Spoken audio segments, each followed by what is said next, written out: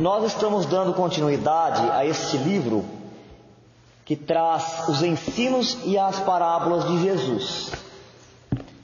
E a introdução dele é toda uma preparação para quando chegarmos nos ensinos e na parábola de Jesus, conseguirmos alcançar uma melhor compreensão. Nós encerramos na última quarta-feira em que nós estivemos todos reunidos, e quarta-feira passada, por causa da falta de energia elétrica, viemos num número mais reduzido, mas demos continuidade ao estudo do Evangelho. Não foi este livro, mas foi o Evangelho segundo o Espiritismo.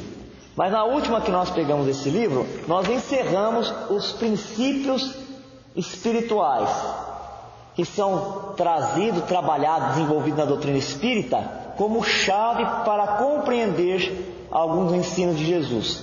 E nós podemos dizer mais, e sem ela é muito difícil compreender Jesus. Alguns trechos, algumas passagens, fica até impossível, como se fosse um enigma.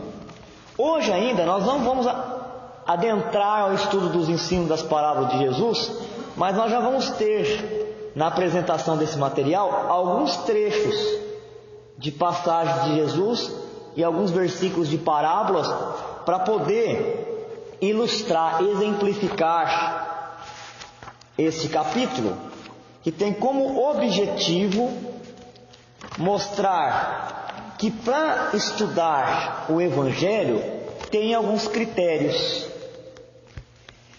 Existem critérios de estudo para a interpretação do Evangelho. Aqui ele vai apresentar 3 critérios e nós vamos conversando sem pressa sobre cada um deles, vendo os exemplos que foram colocados, já começando a extrair algumas mensagens, algumas informações que foram pronunciadas por Jesus e que é um ensino para todo o espírito, é um ensino para a imortalidade. Mas nós já sabemos, por uma questão de tempo, que nós não vamos terminar esse roteiro 4, nós não vamos concluir os 3 critérios, de modo que quarta-feira que vem a gente vai retomar aquilo que nós já estudamos hoje e vamos dar continuidade para fechar o roteiro 4 do livro 2 do módulo 1 do estudo aprofundado de doutrina espírita. Os 3 critérios: saber retirar o espírito da letra. O segundo critério: situar-se na mensagem, no tempo e no espaço. E o terceiro critério: orientar-se por meio de um esquema que considere aspectos históricos e geográficos, cargos e ocupações dos personagens citados, sentido geral e particular de um acontecimento ou circunstâncias, palavras e expressões utilizadas no texto. Vamos pegar o primeiro critério: extrair o espírito da letra. Extrair o espírito da letra é saber retirar a essência espiritual dos ensinos de Jesus.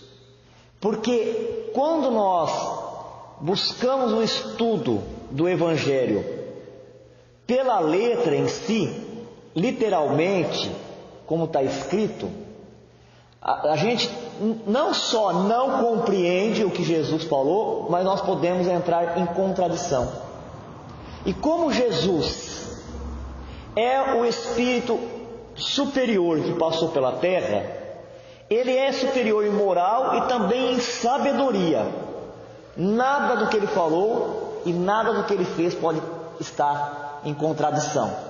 Se nós encontramos contradição no Evangelho, é ou porque nós não compreendemos a mensagem no sentido espiritual, que é o objetivo principal da passagem de Jesus, ou então porque houve adulteração, foi colocado alguma coisa ali por uma opinião de um homem ou de um grupo que tinha uma intenção diferente da de Jesus, ou então porque houve um erro de tradução, que é uma coisa muito comum de acontecer porque as palavras de uma língua e na outra, elas não têm o mesmo significado.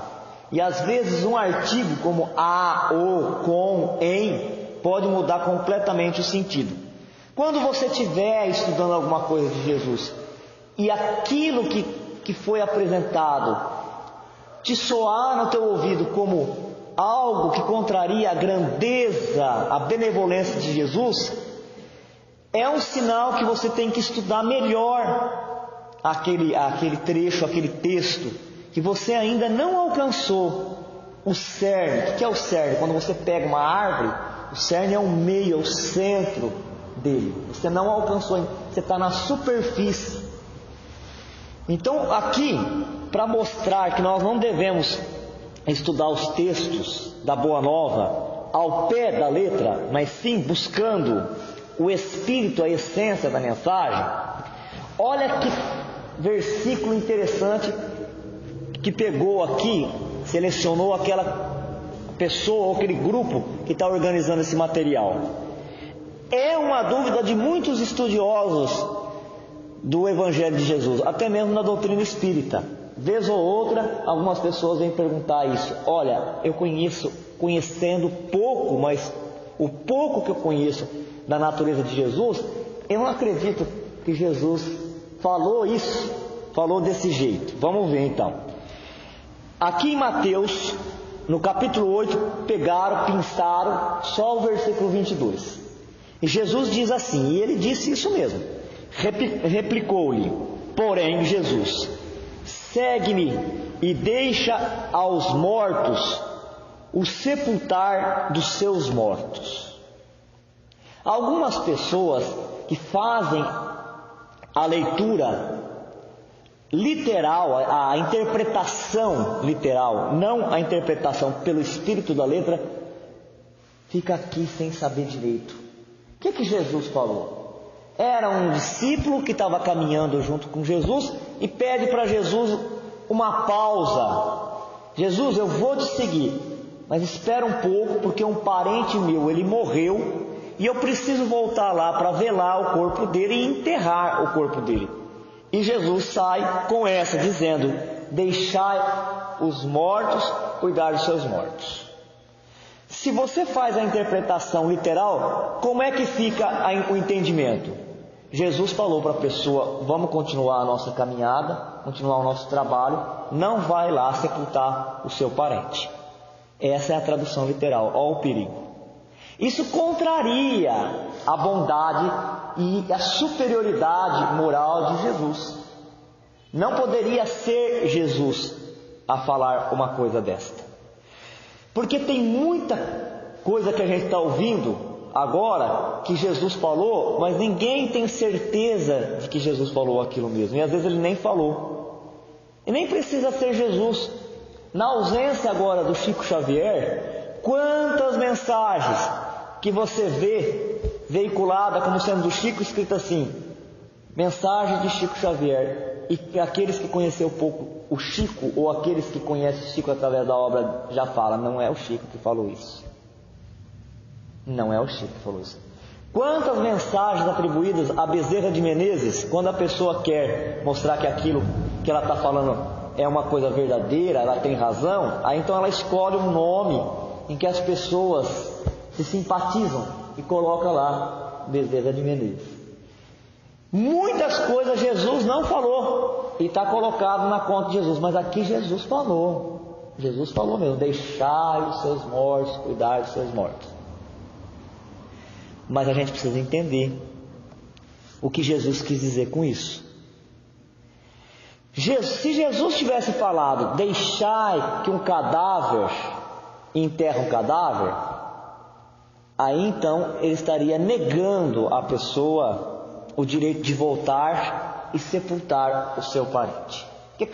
Mas cadáver, o corpo material, ele não tem iniciativa, né?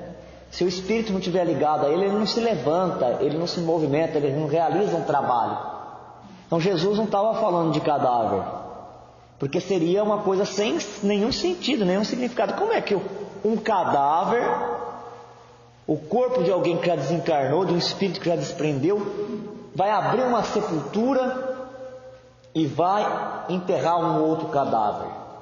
Aqui fica claro que no sentido espiritual, ou no espírito, na essência, na vida da palavra, Jesus estava falando, vai sim, vai lá, é um trabalho, é um gesto de caridade, fica lá com os familiares que estão passando por um momento difícil, faz aquilo que a tua religiosidade pede para aquele momento, presta a última homenagem àquela personalidade que deixa com o corpo físico a existência na Terra para iniciar uma existência no mundo espiritual. Então Jesus estava falando aqui que o morto é um espírito, não é o corpo físico. Vai e faz aquilo que você tem que fazer, mas lembre-se que existe muitos espíritos, pode estar no corpo, encarnado ou desencarnado, que são mortos para o trabalho de conscientização espiritual.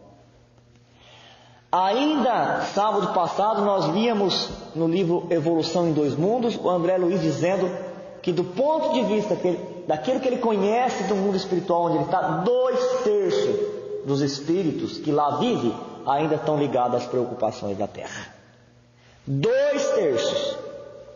O que são 2/3? Se fosse 30 mil, seria 20 mil estão preocupados com as coisas da Terra, mas não são 30 mil.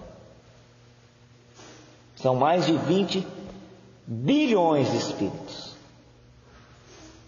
Quer dizer que 1/3 só que subiu um pouquinho mais e está preocupado nas coisas nobres, no engrandecimento da alma, da aproximação da alma de Deus, de vencer o orgulho e o egoísmo para aquilo que tem de mais sagrado dentro de nós, vir para fora, iluminar os nossos passos, em qualquer lugar que nós estivermos. Então olha como que é diferente. Se a gente só lê pelo literal, vai ficar assim, não vai lá fazer enterro. Vai fazer uma outra coisa, não vai sepultar. Se a gente ler no espírito da letra faz o gesto de caridade. Cumpre com o seu papel de humanidade. Mas não fique demasiadamente preocupada com as coisas que ficam aqueles materialistas, porque você já tem um outro modo de pensar. Você sabe que o espírito é imortal. Você sabe que ele continua com olha lá os princípios aparecendo, gente. Por isso que nós estudamos primeiro os 15 princípios. Já apareceu a imortalidade da alma, a crença em Deus. E sabe que esse espírito, desprendendo do corpo, ele vai continuar o trabalho dele lá. Continue você também. Tem saudade? Lembra do tempo que você conviveu com ele. Lembra das coisas boas que você experimentou junto. Seja grato por tudo que ele te fez, pelo aprendizado que ele te passou. Pode citar o nome dele, eles gostam de ser lembrados. Mas continue o seu trabalho. Não se enterre junto com o corpo dele, porque você é o espírito e ele também é o espírito, ele não está enterrado. Olha a diferença, não é diferente? Então o cadáver, ele é carne, ele é sem vida. Enquanto um morto é alguém que se ausenta da vida. Enquanto que um morto a quem Jesus se referiu é alguém que se ausenta da vida. Pode ser um espírito desencarnado ou um espírito encarnado com um corpo físico. O verdadeiro morto é aquele que se ausenta da vida. Quem não está vivendo, quem está se escondendo da vida agora, quem tem medo, não quer ir para a frente de trabalho, é um morto, mesmo que esteja no corpo e que o corpo esteja vivo em espírito, ele está morto. Tratando-se de jornada espiritual, deixa sempre aos mortos o cuidado de enterrar os seus mortos. E também podemos aqui estender um pouquinho a interpretação dizendo que quando a gente tenta esclarecer, instruir uma pessoa a respeito daquilo que a gente aprende no Espiritismo e ela não aceita, ela rejeita, ao invés da gente querer violentar a concepção da pessoa, ela não está madura, ou de ficar chateado, aborrecido porque ela não conseguiu compreender isso, mesmo que ela esteja dentro do nosso lar, sigamos em frente. Deixa os mortos enterrarem seus mortos, quer dizer, deixa o espírito materialista, que ele dá um jeito naquele outro materialista. Porque tem um período da Terra, ou dos planetas, porque todos eles vão passando por várias escalas de evolução, em que o mal pune o mal. O espírito que já compreendeu isso e vive assim, ele não é punido pelo mal, porque nem as coisas ruins que os outros queiram fazer para ele não dá muita bola, ele não se liga muito naquilo, ele prossegue, ele vai para frente. Mas o que é materialista, ainda que se diga espiritualista, ele sofre com todas as coisas, ele está morto em espírito. Se passa por situação financeira, dá uma importância muito grande. Quem é que não tem que cuidar das suas finanças? Não estamos falando disso. Porque se eu me descuidar da administração doméstica, daqui a pouco eu tenho que pedir ajuda para o outro. Não é disso que nós estamos falando. Nós estamos falando daquelas pessoas que sofrem exageradamente, a ponto de comprometer o cérebro físico, o coração, a saúde, por causa disso. Então esse é um morto por espírito. Aquele que está vivo em espírito, ele segue radiante, alegre, triunfante, mesmo com todas as dificuldades. Ele sabe lidar com as provas e as expiações. E eu sei que tem gente aí se perguntando, ou doido para me perguntar, mas cadê esse daí? Acende a luz que você enxerga. Está dentro de você. Você foi criado por Deus, não é? Então você tem essa divindade, este ser especial é você. Tome a iniciativa para viver desse jeito.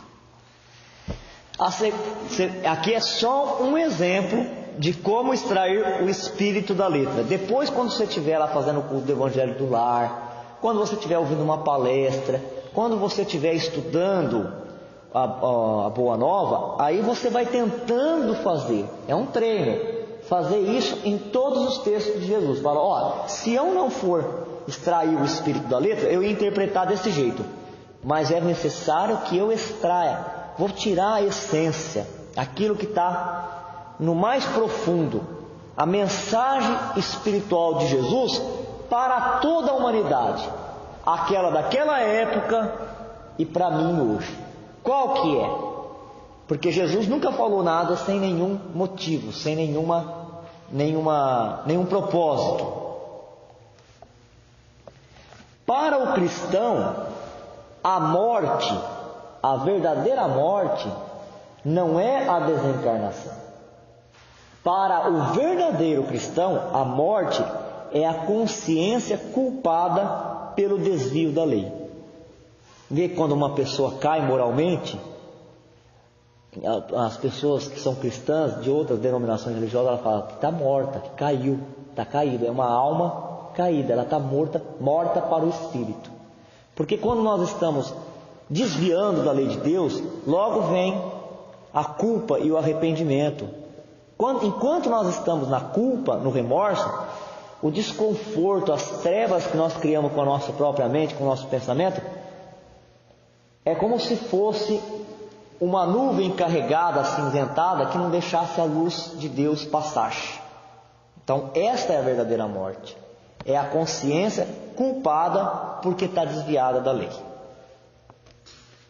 Nesse sentido, é proveitosa a advertência contida também em João, porque esse trecho que nós vimos, segue-me e deixa aos mortos o sepultar os seus mortos, está em Mateus. Em João nós vamos ver uma concordância disso, quando ele diz, o Espírito é o que vivifica. A carne para nada aproveita.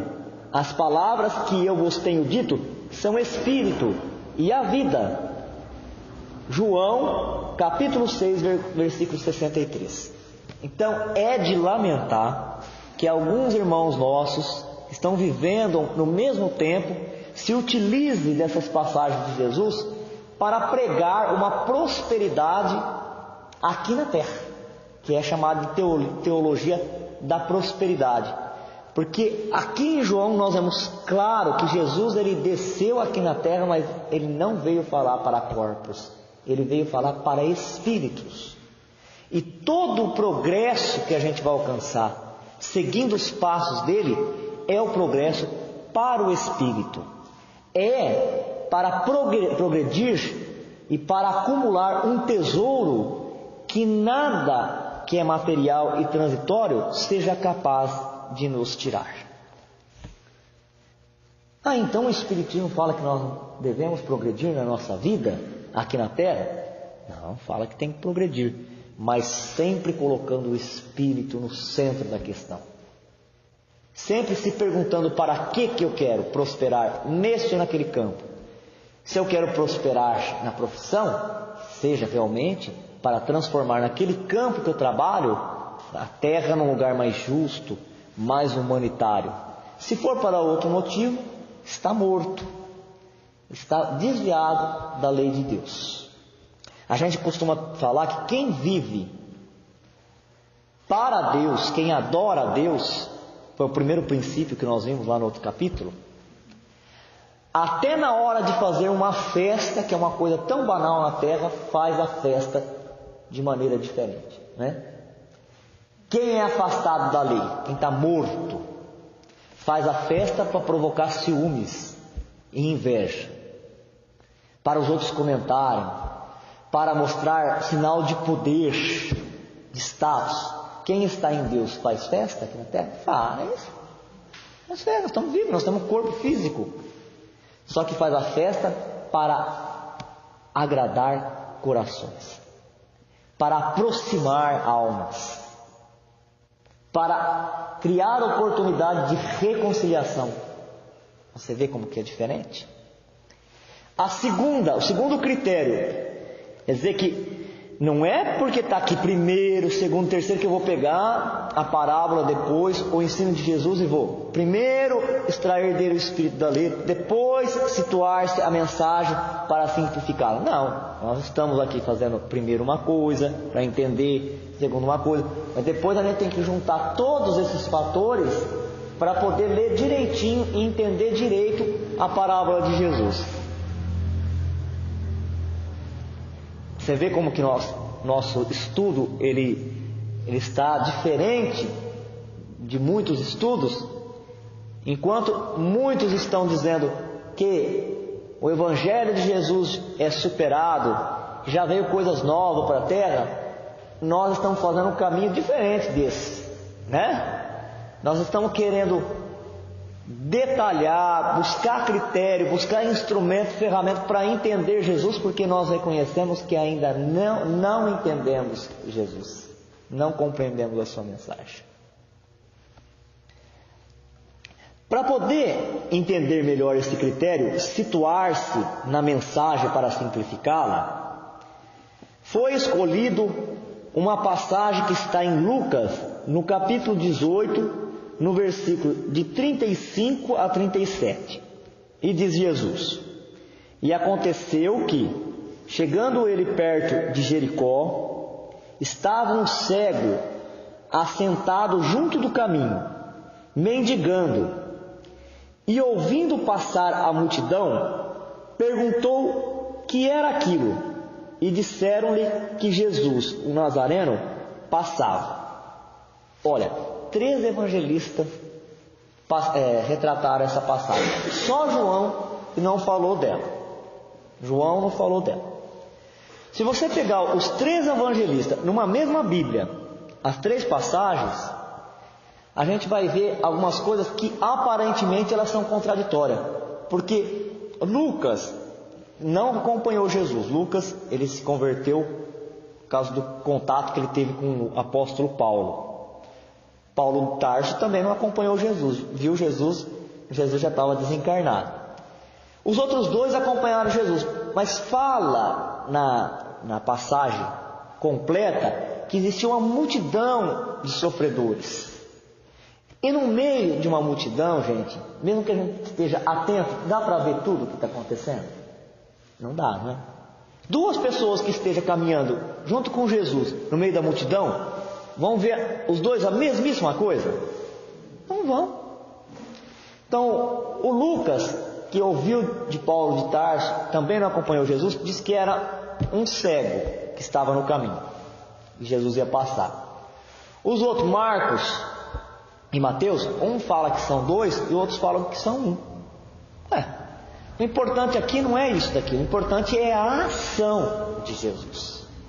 A ação é mais importante. Aqueles que querem atacar o cristianismo falam, tá vendo? Um falou uma coisa, outro falou outra, está em contradição. E a essência do ensinamento, ela está em contradição? Não, porque Jesus curou o cego. A ação é essa. Jesus curou o cego. Enquanto muitas vezes a gente fica debatendo doutrina, mas não pode isso, não pode aquilo, primeiro tem que fazer assim, depois tem que fazer aquilo lá, Jesus desceu e curou o cego. Nessa ação não tem contradição em lugar nenhum. Nos três vão falar que Jesus foi e curou o cego. Mas o critério aqui é situar-se na mensagem para simplificá-lo. Nós temos, quer dizer, que para poder simplificar uma mensagem, nós temos que conhecer muitas coisas. Em Minas Gerais, os estudiosos das parábolas de Jesus, os mais antigos, alguns já estão desencarnados, quando não tinha internet, eles sentavam numa mesa, eles traziam tudo que eles podiam, às vezes para poder entender uma palavrinha que estava ali. Trazia aquela enciclopédia pesada, o outro trazia um dicionário. Eles se encontravam e falavam assim, esse versículo aqui, agora cada um vai pesquisar tudo que puder dessas palavrinhas, de como era aquela época, como era aquela história, tudo. Daqui a pouco nós vamos lá na frente, outro critério é cargo, função. O que representava ter esse cargo, essa função, ser chamado disso, estar nesse lugar, descer de um lugar para o outro, subir para o... E depois é que eles iam interpretar a passagem de Jesus. É óbvio que não possuímos a capacidade revelada pelo Cristo. Na sua constante movimentação construtiva, muitas vezes expressas em formas verbais, tais como chegando, partindo, continuando, parando para atender, curando, levantando-se. Ninguém vai decorar aqui o que nós falamos. O objetivo do estudo desse critério não é para a gente decorar. A gente não vai decorar o que nós falamos agora mesmo do trecho do deixar os mortos e enterrar os seus mortos. Mas aqui nós estamos preparando a nossa mentalidade para observarmos coisas que muitas vezes, estudando o Evangelho, nós deixamos para trás como se ela não tivesse significado. Está preparando o nosso campo de visão, que é para perceber que tudo que tem ali tem uma razão de ter e nós temos que achar. Se a gente não acha naquela hora, nós vamos viver mais, passar por mais experiência para depois retomar, porque nós vamos mergulhando até chegar no mais profundo daquela mensagem. Nós estamos falando aqui que o fato de num trecho, de numa passagem, de numa parábola, de num versículo ou outro, estarmos aqui lendo, partindo, Jesus estava partindo, é movimento, ele estava partindo, ele estava continuando, ele estava parando para atender, ele estava curando, ele estava levantando-se. Tudo isso tem uma mensagem, tudo isso representa um símbolo e a gente tem que enxergar atrás desse símbolo qual que é o significado disso. Entretanto, é necessário reconhecer que essas atitudes indicam ação construtiva ou ativa no bem. Tais ações não apresentam um simples movimento, deslocamento de um lugar para o outro em termos físicos. Ele representa sim o rompimento das algemas da inércia, da acomodação e do desinteresse, as quais nos mantêm cativos de sofrimento. Então, quando nós lermos algum trecho, vamos tentar, quando a gente vai estudando já as parábolas, parar, identificar essas palavras, quando nós estivermos lendo lá, e Jesus andando, continuando, parando para atender, que isso significa uma movimentação não necessariamente do corpo, mas uma movimentação no campo da atitude, da ação, indo em busca do bem, em busca de fazer o bem, de auxiliar, de colaborar, de sair da comodidade, de sair do interesse imediato, do interesse materialista e fazer alguma coisa. Estava um cego assentado junto do caminho, mendigando. Se Jesus é a mais viva expressão de realização e de atividade no bem, que ainda não temos a capacidade de imitar, nos é mais lógico, natural e cabível tomar a posição do cego que vivia da esmola e da caridade dos transeuntes, revelando assim as nossas dificuldades de visão no campo da alma. Então, quem lê essa passagem, vê que Jesus, ele parou ali para atender o cego e curou ele, já fica maravilhado pelo fenômeno, né? Olha, como é que será que uma pessoa, o que ela tem na ponta do dedo, para colocar a ponta do dedo no olho de uma pessoa que não via a luz e ela passar a enxergar? É bonito, é maravilhoso. Mas a mensagem de Jesus, ela também atende outras necessidades nossas, dizendo assim, que toda vez que nós não estamos ligados a Deus, com fé em Deus, seguindo esse nosso caminho, nos enchendo de esperança, nós estamos agindo como o cego. Nós estamos com dificuldades de visão no campo da nossa alma. Porque um cego no corpo físico, ele não enxerga, somente não enxerga os objetos, mas ainda ele compreende a vida, e às vezes, por aquela situação que ele se encontra momentaneamente, até o momento do seu desencarne, ele passa lá no interior da sua alma, fazer movimentos e reflexões, e alcançar muito melhor o sentido da vida do que nós mesmos que temos às vistas. Essa cegueira, ela não é simplesmente a cegueira do olho, ela é a cegueira da alma.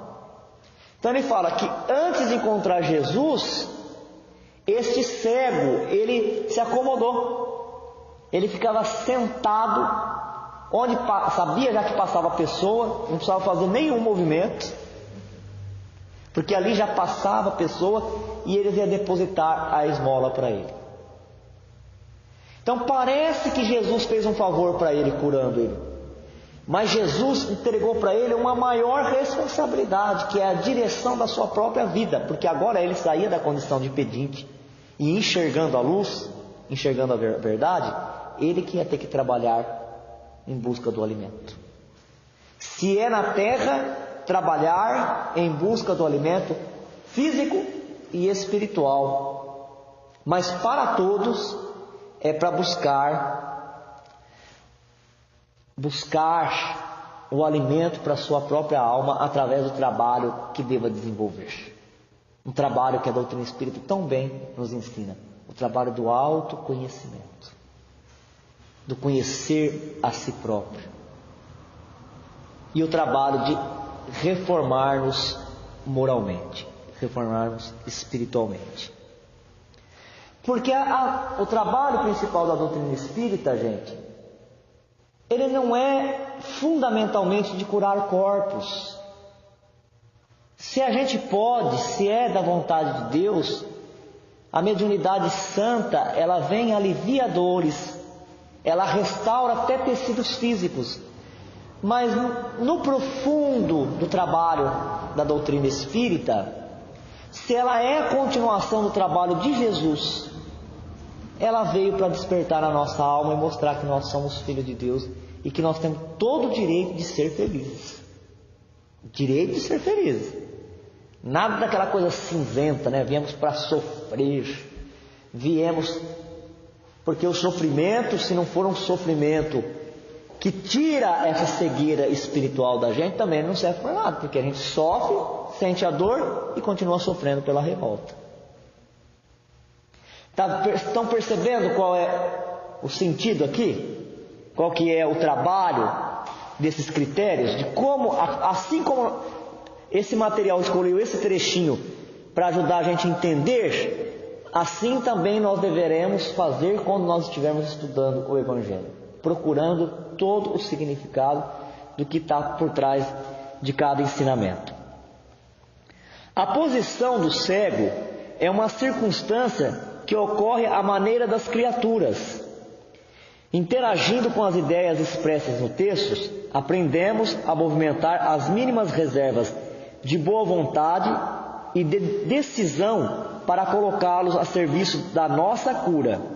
O cego, reconhecendo o próprio estado de necessidade, se aventurou a perguntar o que estava acontecendo.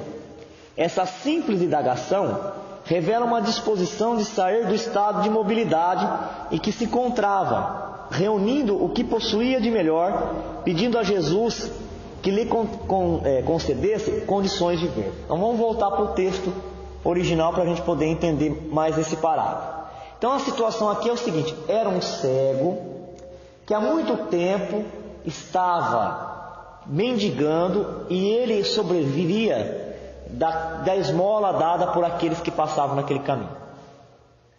Tão acomodado naquela situação que estava aquele cego, que ele procurava um caminho movimentado, porque tinha certeza que as pessoas iam passar ali, porque aí ele podia ficar sentado, e sentado ele recebia a esmola. Mas mudou alguma coisa na vida dele, porque naquele dia ele não enxergava, mas ele ouvia. E Jesus estava passando, aquela multidão de sofredores passava porque estava em busca de Jesus. Ele tomou uma iniciativa. Ele não fez como ele fazia sempre. Ele saiu da comunidade. Ele ganhou força, ele reuniu a força dele e perguntou para as pessoas: o que está acontecendo aí? Lembra do buscas e acharás? Ele buscou. O que está acontecendo aí? É quando a gente pergunta para nós mesmos: por que eu estou passando por isso? O que está acontecendo dentro de mim para estar acontecendo isso?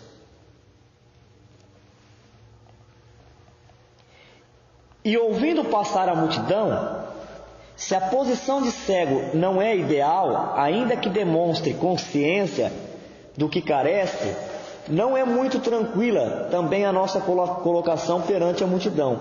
Quantas vezes, até mesmo como espírita, já cônscio de nossa necessidade, ainda integramos impensadamente a massa, sempre indecisa e sem posição definida, a mesma que repreendia o cego para que não importunasse Jesus. Olha o papel da multidão. Agora já sai do personagem o cego e já vai para o personagem a multidão. A multidão, ela segue de um lado por outro. Ela não tem opinião própria. O que os outros fazem, ela faz. E foi esta indecisão, essa falta de identidade, a pessoa não sabe o que ela é, não sabe o que ela quer, não sabe o que está fazendo, que fez a multidão falar assim para o cego: fica quieto. O que você está fazendo, incomodando Jesus? Fica quieto. Olha, o trabalho de Jesus é atender os doentes, né? Como um médico. Seria a mesma coisa que um médico sair na porta do consultório dele, abrir e falar: meu Deus, quanta gente doente tem aqui. Se o médico falar isso, então não dá errado, né? Para onde vão? Para onde convergem os doentes? Para o hospital. Então a multidão querendo ajudar, quer dizer, até para ajudar nós temos que saber o que nós estamos fazendo. Querendo ajudar, querendo fazer o certo, fez errado. Porque não sabia nem o que era, nem o que queria e nem o que representava Jesus. Fica quieto, fica quietinho aí.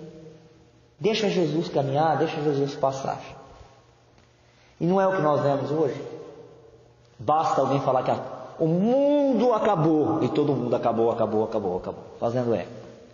Essa política está um terror, essa política está um terror. Chegou o Apocalipse, virou tudo médio, né? Apocalipse. E olha o que a mensagem fala: mesmo nós que somos espíritas, que temos consciência que a liderança do mundo está na mão de Jesus, e está na mão dos espíritos superiores, que tudo que acontece na Terra é uma necessidade das almas que estão aqui encarnadas para passar e despertá-las, ainda assim nós agimos como se nós fôssemos do mundo e repetimos e reproduzimos coisas do mundo. Fica quieto, nós falamos para ele. Fica quieto. Disseram-lhe que Jesus Nazareno passava. Indica que em meio à nossa indiferença conseguimos identificar emoções, fatos e circunstâncias que nos encaminham para o bem e que podem ser aproveitadas como lições valiosas.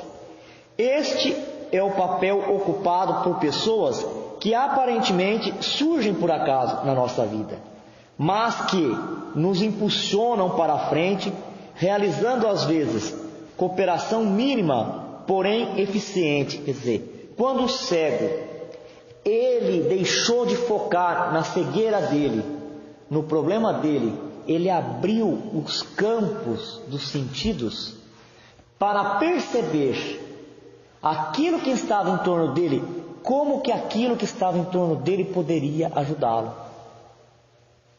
E veio na mente dele a solução. Eu vou perguntar, por que essa multidão? Por que essa falação? O que tem de bom aí? Porque ele era cego, mas ele não era bobo. Se a multidão estava passando por ali e estava toda agitada, elas estavam atrás daquilo que para ela era uma coisa muito boa, não é? Todo mundo queria alguma coisa. Então aí, quando a gente faz silêncio, não só esse daqui, está na luz, o silêncio do pensamento, que a gente para um pouquinho de pensar nos nossos desejos, no que a gente deseja, no que a gente quer, ou nas nossas lamentações, nas nossas reclamações, poderá vir no nosso campo, no campo da intuição, da inspiração, o caminho que nós deveremos percorrer. Para o cego, foi perguntar: o que está acontecendo? E a resposta veio, mesmo que não do jeito que ele queria, né? Fica quieto, que é Jesus que está passando. Pronto, já ficou sabendo. Mesmo que veio pelo mensageiro meio torto aí, né? Mas veio, ele ficou sabendo que era Jesus. E aí quando ele ficou sabendo que era Jesus, ele falou: mas quem é esse Jesus, né? Que o povo tanto busca.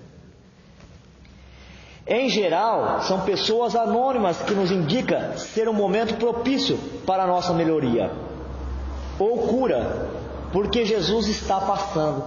Quantas vezes chega pessoas que nós nem conhecemos e fala alguma coisa para a gente, ou só dela fazer alguma coisa que fez bem para ela, nós observarmos, e nós vamos fazer aquilo lá, e aquilo muda a nossa vida.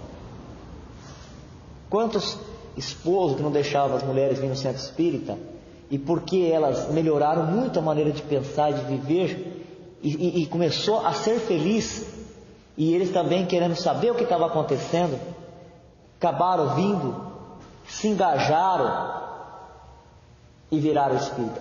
Quantas pessoas que não vieram perseguidas por espíritos estão aqui sendo hoje trabalhadores de Jesus, estão sendo esteio, estão sendo pilar para atender às necessidades de outros que virão e outros que já passaram por aqui. Não é verdade? Então nós vamos parando nesse segundo critério. Conseguimos ver 2 critérios. O terceiro critério, ele já vai ter subdivisões. O primeiro critério, ele fala que para a gente entender uma parábola, o ensino de Jesus, nós mesmos, cada um, organizar um esquema de estudo e de interpretação do Evangelho. Então, a gente tem que ver a questão histórica, o que estava acontecendo ali, quem era governo, quem era governado, como é que o governo se relacionava com os governados, a questão geográfica, era um lugar seco, era um lugar que chovia muito, fazia frio, era alto, era baixo. Os cargos, conhecer o que representava ser um imperador, um governador, um publicano, um fariseu. As funções que ele ocupava, ele era cuidador do templo, tudo bem, mas o que ele fazia no templo? Ele era o principal, ele era o ajudante. As ocupações, o que ele fazia? Acendia vela, acendia o incenso, recebia as pessoas na porta, visitava as pessoas em casa. Tudo isso nós temos que levar em conta. A gente faz isso? Não. Com medo do olho de Deus, que tudo vê, a gente fala assim, lê rapidinho e fala, que maravilha. Como se fosse proibido estudar, né? Deus nunca proibiu a gente de questionar, de estudar. E Kardec fala, o espírita convicto é aquele que friamente calcula todas as mensagens e interpreta. Porque quem escreveu, se ele for bom, ele não fica bravo. Mas se ele for igual a nós, cheio de vaidade, de orgulho, de egoísmo, aí ele fica muito valente. Ele não gosta de ser contrariado. Tem que analisar a circunstância, quer dizer, a situação que levou as pessoas a fazerem, falar aquilo naquele momento, em busca de que elas estavam, os fatos, o sentido geral e o sentido específico, o sentido das expressões, porque ela muda muito, gente. Nós estamos falando aqui de texto de 2016 anos atrás.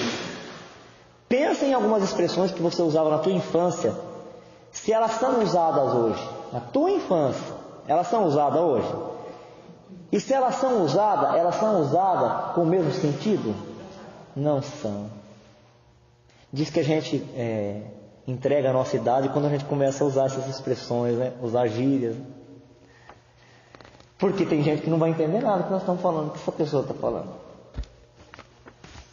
Aí vai achar que, de repente, conforme a gente falar e as coisas que a gente vai falar, eles vão falar, não foi você que escreveu a Bíblia, não? A molecada que faz assim com a gente. O sentido das palavras e o sentido das palavras. É isso que nós vamos estudar na quarta-feira que vem.